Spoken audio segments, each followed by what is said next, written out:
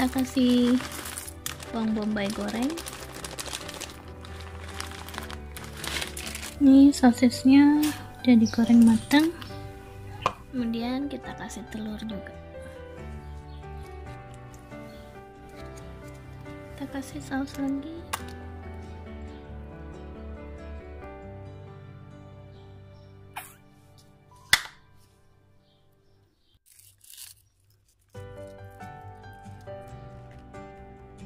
Ini kita kasih mustard.